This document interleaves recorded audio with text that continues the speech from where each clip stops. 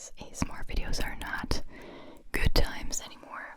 They're just very different. We've come a long way, and since there's so many ASMR artists, there's just new ideas everywhere, which is great. There's something for everyone. Well, I think there should be. At this point, there should be something for everyone. A trigger for everyone. Something that everyone finds relaxing in a way. I have these foam pieces from the previous video. They were originally from one of these baby toddler foam carpets that consists of like individual squares that you can kind of puzzle together. Well, the kids can, and they either contain they have letters on them or numbers or both. I've seen them with little animals, and you can always take them apart. They always consist of different parts, and then the kids can puzzle them back together and apart and get together again. Plus it's nice and soft to walk on, and if they fall, which babies and toddlers do a lot, they don't get hurt very badly immediately, so that's nice. We have disposed of that thing, but I've kept these two because they make really, really great scratching sounds. I don't know if I've ever told you that. Yeah, but we don't have this foam carpet anymore. We haven't had it for a couple of years now anymore. But I couldn't let these go. These had to stay. Little remnants of that carpet and of that era of my kids. I have this really mesmerizing fidget cube here. Let me take it out of its case. Actually came with a case.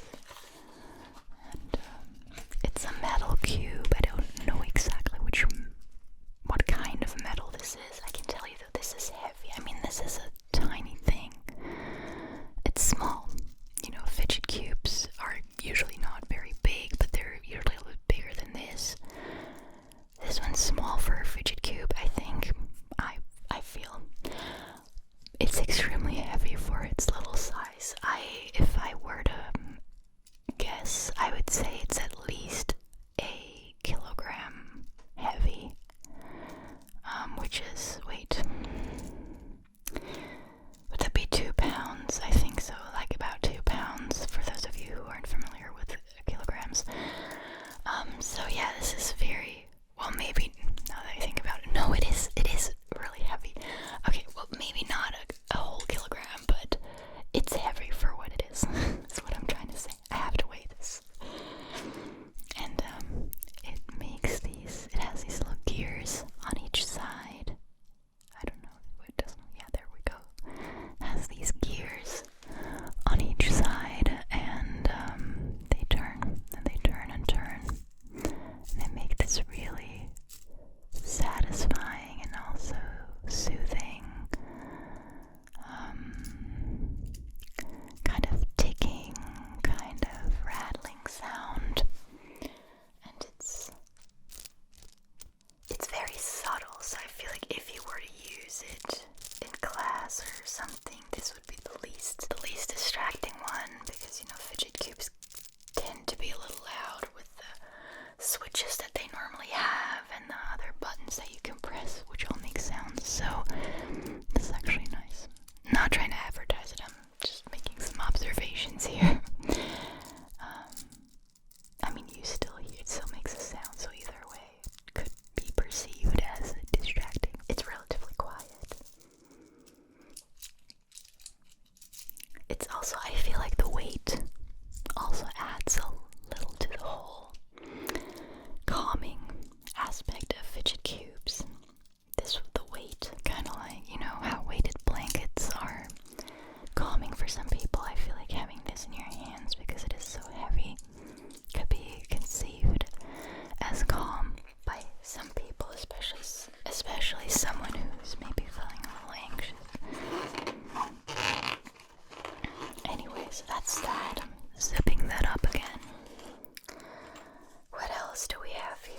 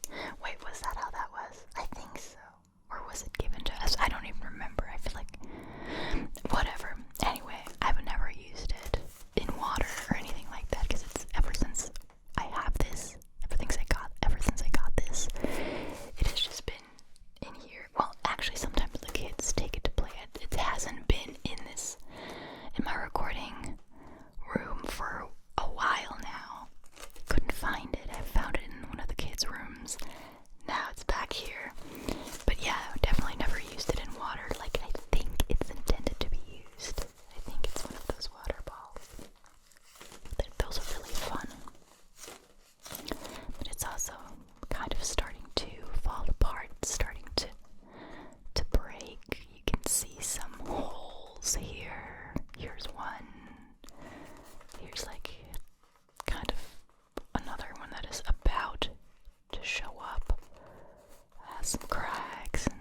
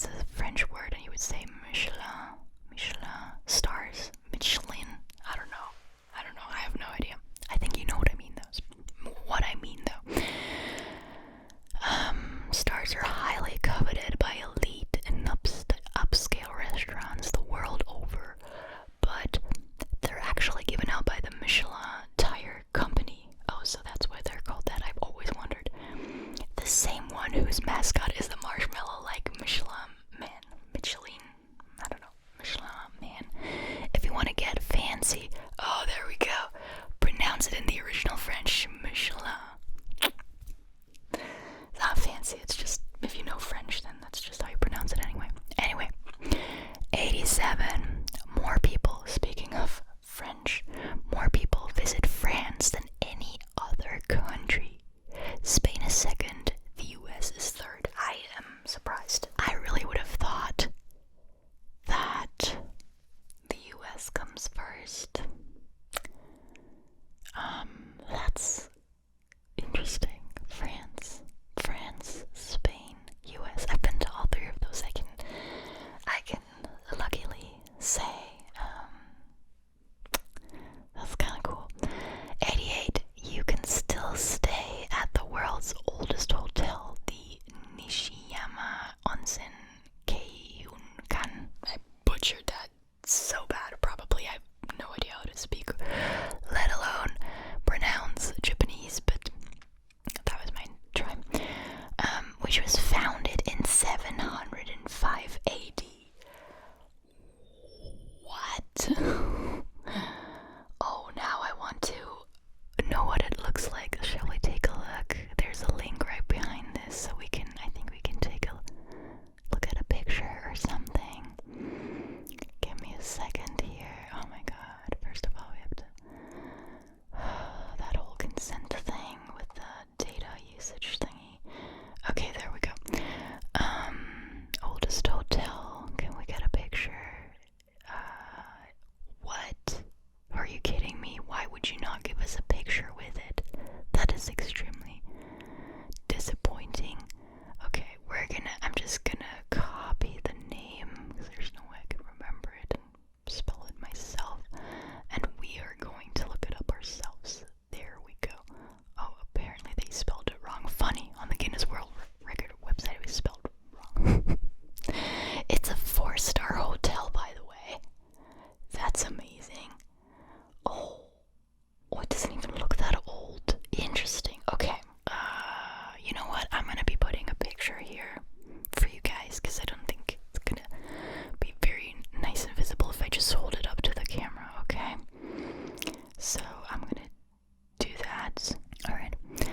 Speaking of, no, not at all speaking of Japanese, I was too fast there, jumping to conclusions. The longest fact number 89. The longest place name in the world.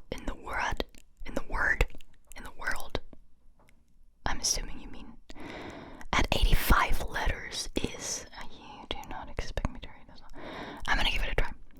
Taumata waka tangi anga koa wao tamate aturi bukaka piki maunga oronukupok aiwenu akita natau.